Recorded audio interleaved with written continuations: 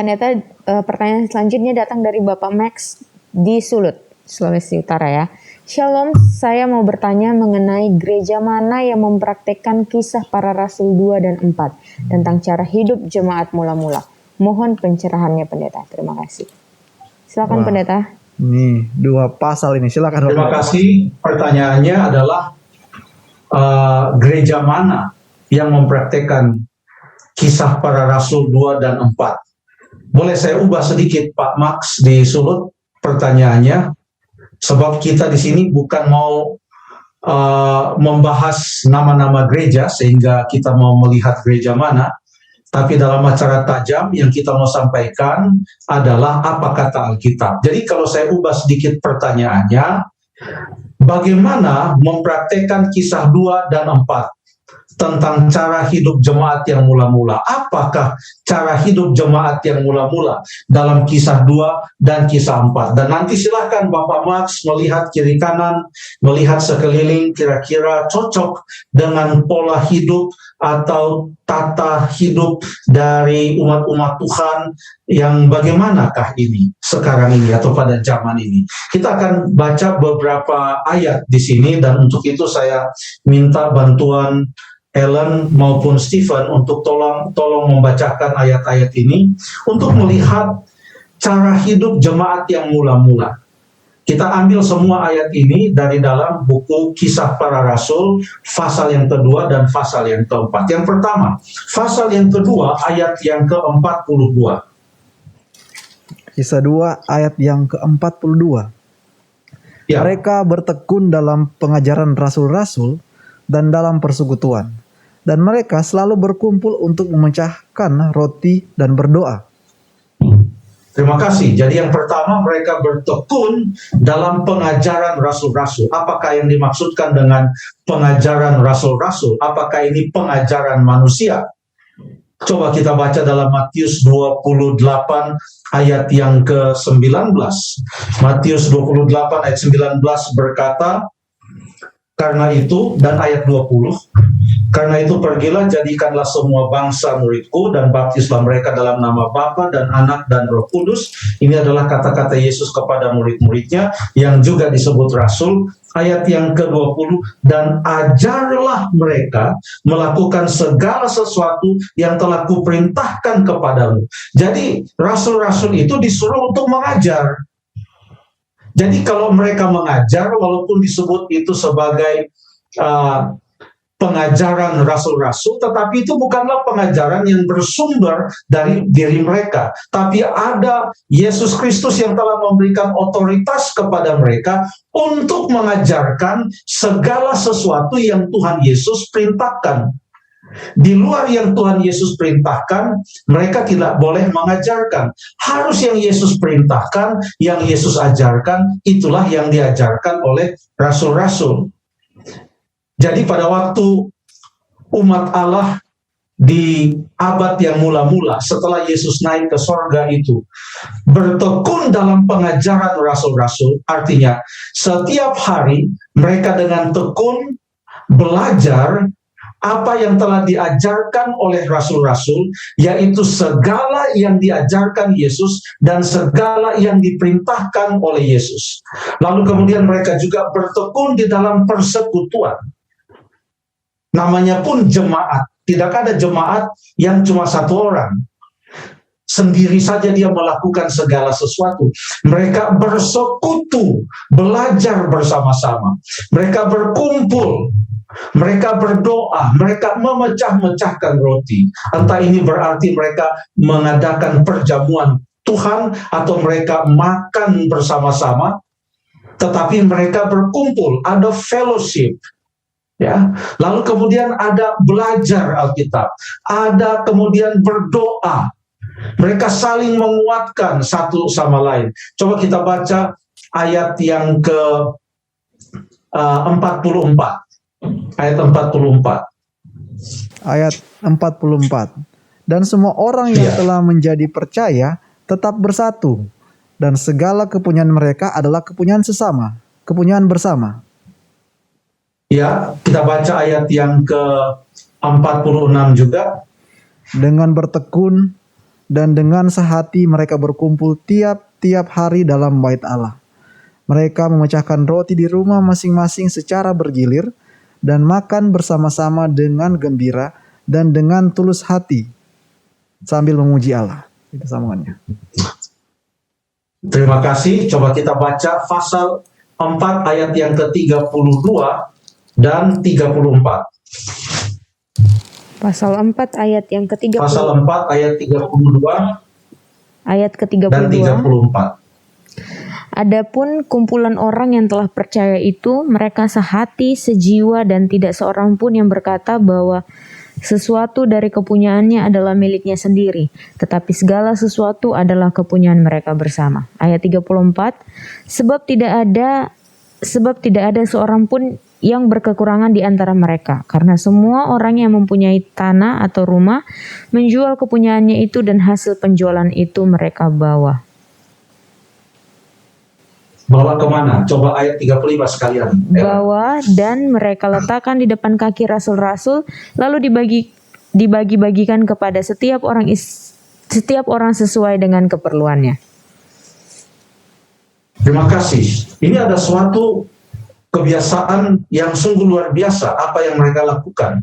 Alkitab mengatakan, menggambarkan cara hidup mereka adalah tidak ada yang mengatakan yang ada padaku adalah milikku sendiri. Mereka selalu terbuka untuk berbagi dengan orang lain. Entah itu tanah, entah itu rumah. Kalau mereka mau menjual tanah atau menjual rumah, maka mereka bisa bagikan itu kepada orang lain dengan cara mereka bawa itu letakkan ke depan kaki rasul-rasul. Jadi mereka tidak jual lalu bagi-bagi langsung kepada orang lain. Jadi ada sistemnya di sini. Kalau mereka mau memberikan sesuatu, mereka bawa ke rasul-rasul, para pemimpin jemaat waktu itu, lalu kemudian akan diatur untuk dibagi kepada setiap orang sesuai dengan keperluannya. Perhatikan di sini, kata-kata mereka menjual, hasilnya mereka bawa ke depan kaki rasul-rasul, lalu dibagi-bagi kepada setiap orang sesuai dengan keperluannya. Jadi walaupun Alkitab mengatakan kepunyaannya bukanlah milik sendiri, tetapi segala sesuatu adalah kepunyaan bersama. Tapi ayat-ayat ini tidak pernah mengatakan, karena ini kepunyaan bersama, silahkan datang saja, lalu kemudian kalau tidak ada orangnya, ambil saja. Apa yang mau datang, ambil saja. Toh ini adalah kepunyaan bersama. Jual saja milik orang lain. Toh itu nanti kalau dia jual juga, dia akan bagi-bagi dengan saya. Oh, bukan demikian. Ada dia punya prosedur di sini. Ada terimplikasi di sini prosedurnya. Mereka yang memutuskan untuk melakukan sesuatu, menjual sesuatu, lalu mereka bawa kepada rasul dan ada caranya dibagi kepada orang-orang sesuai dengan kebutuhannya. Artinya ini jemaat yang memperhatikan kebutuhan sesama mereka di dalam jemaat itu. Ini jemaat waktu itu masih terkonsentrasi di Yerusalem. Nanti di fase ke-8 ayat 1b dikatakan pada waktu itu mulailah penganiayaan yang hebat terhadap jemaat di Yerusalem, maka kecuali rasul-rasul tersebar ke seluruh daerah Yudea dan Samaria.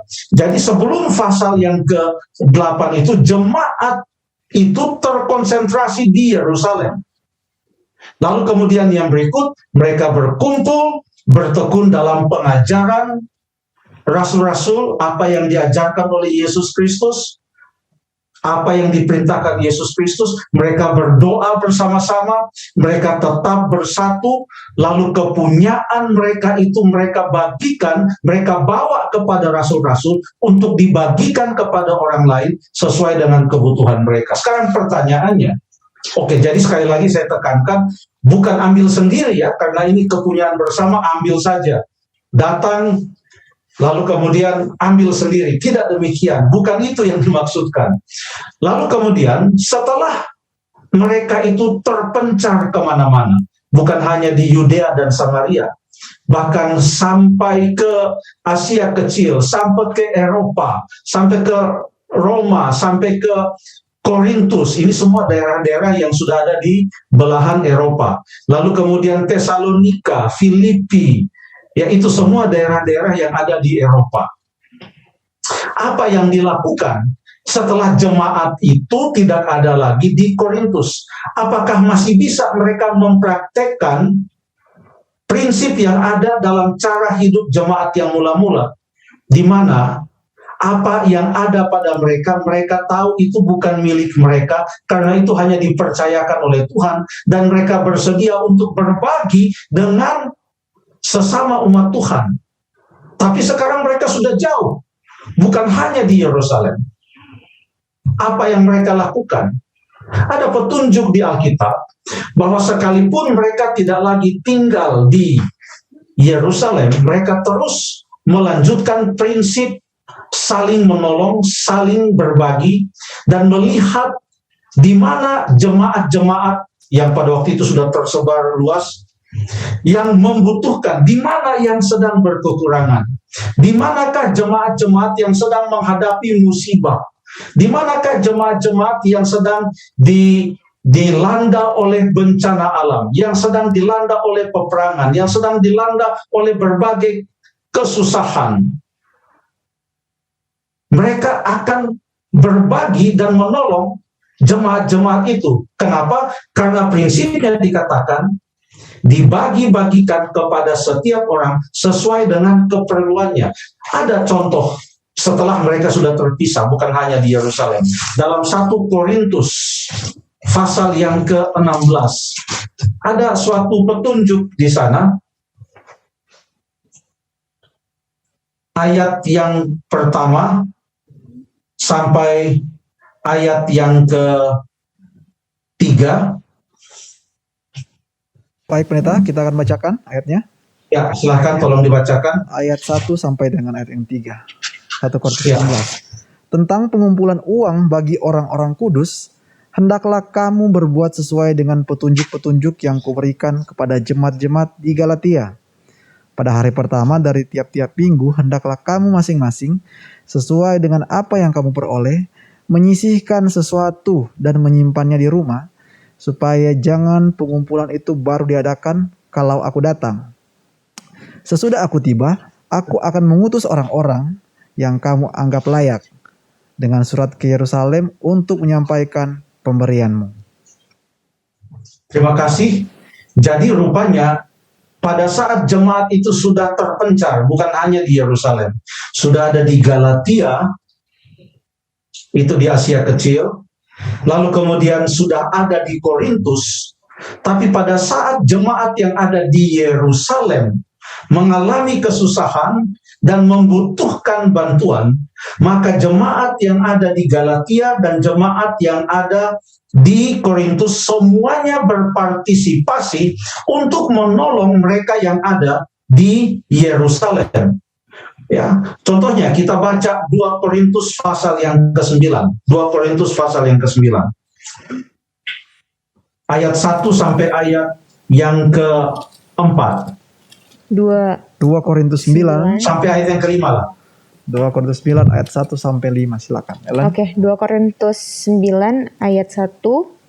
Judul perikopnya pengumpulan uang untuk Yerusalem. Tentang pelayanan kepada orang-orang kudus tidak perlu lagi aku menuliskan kepada kamu. Aku telah tahu kerelaan hatimu tentang mana aku megahkan kamu kepada orang-orang Makedonia, kataku. Akaya sudah sedia setahun yang lampau, dan kegiatanmu telah menjadi perangsang bagi banyak orang. Aku mengutus saudara-saudara itu agar kemegahan kami dalam hal ini atas kamu jangan ternyata menjadi sia-sia, tetapi supaya kamu benar-benar siap sedia seperti yang telah kukatakan, supaya apabila orang-orang Makedonia datang bersama-sama dengan aku, jangan mereka mendapati kamu belum siap sedia, sehingga kami untuk tidak mengatakan kamu merasa malu atas keyakinan kami itu. Sebab itu aku merasa perlu mendorong saudara-saudara itu untuk berangkat mendahului aku, supaya mereka lebih dahulu mengurus pemberian yang telah kamu janjikan sebelumnya, agar nanti tersedia sebagai bukti kemurahan hati kamu dan bukan sebagai pemberian yang dipaksakan. Terima kasih. Jadi bukan hanya di Galatia dan di Korintus, di Makedonia, ini jemaat Filipi, ya, mungkin Tesalonika juga boleh masuk di dalamnya. Jadi bayangkanlah pada waktu di Yerusalem terjadi suatu bencana atau suatu kelaparan, kekurangan.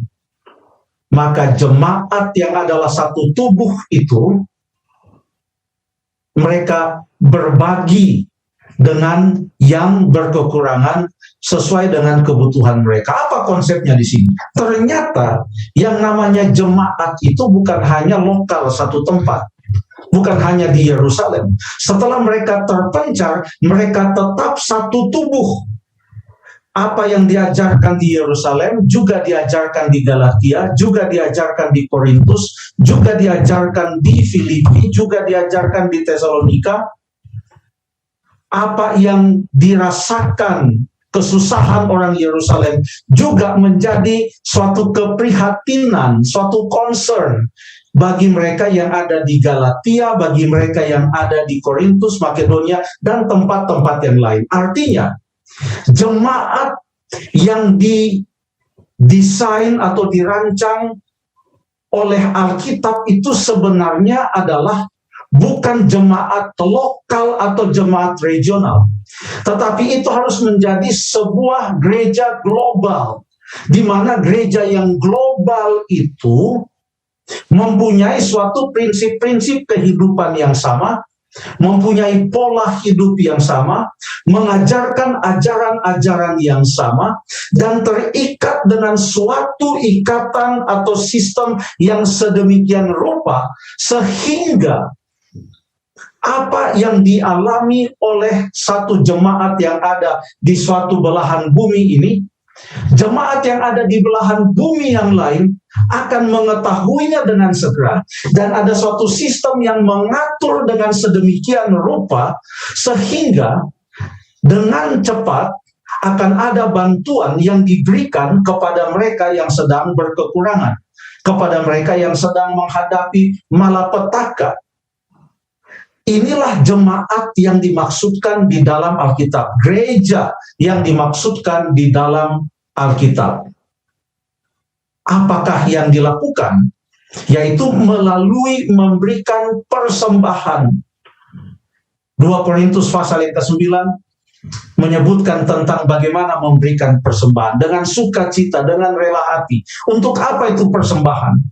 Untuk membantu pekerjaan Tuhan, termasuk di dalamnya membantu jemaat-jemaat yang berkekurangan, menolong mereka untuk juga bisa berkembang. Mungkin mereka butuh untuk membangun gereja, mungkin mereka butuh untuk mengadakan proyek-proyek tertentu, mungkin ada yang mempunyai tantangan dalam pendidikan dan mereka membutuhkan sekolah, mungkin rumah sakit mau diperbaiki, mungkin ada asrama yang sudah rusak yang harus diperbaiki. Kebutuhan di zaman sekarang inilah yang saya bicarakan. Inilah yang dimaksudkan dengan jemaat, cara hidup jemaat yang mula-mula. Jadi bagi kita, marilah kita memberikan persembahan, karena persembahan itu akan diatur sedemikian rupa oleh jemaat yang global ini, yang terikat dalam suatu ikatan secara global dengan suatu sistem yang sangat teratur dan rapih ini. Persembahan yang kita bawa itu pasti akan tersalur kepada umat-umat Tuhan yang ada di bahagian bumi yang lain, yang akan membutuhkan dan menggunakan persembahan itu untuk kemajuan pekerjaan Tuhan di tempat itu melalui berbagai bidang. Seperti itulah jemaat yang global, mengikuti ajaran yang sama, mempunyai kepercayaan dan pola hidup yang sama, terikat dalam suatu sistem untuk bisa saling menolong dan mengetahui keadaan dengan keadaan dari umat-umat Tuhan yang lain, dan boleh membantu. Kalau boleh ada diaturlah supaya mungkin setiap suatu periode waktu ada persembahan khusus yang dikumpulkan untuk proyek-proyek tertentu yang sudah diputuskan oleh jemaat secara keseluruhan sedunia. Oh, kali ini kita akan membantu mereka yang ada di benua Afrika contohnya. Oh, untuk kuartal depan kita akan membantu mereka yang ada di Amerika Selatan. Di sana rupanya dibutuhkan suatu sekolah. Kita semua akan rame-rame bantu mereka melalui persembahan-persembahan khusus atau persembahan-persembahan istimewa. Ini adalah pola Alkitab. Carilah suatu jemaat yang menganut atau menerapkan sistem atau pola jemaat seperti yang dijabarkan di dalam Kisah Para Rasul pasal yang kedua dan pasal yang keempat itu. Terima kasih.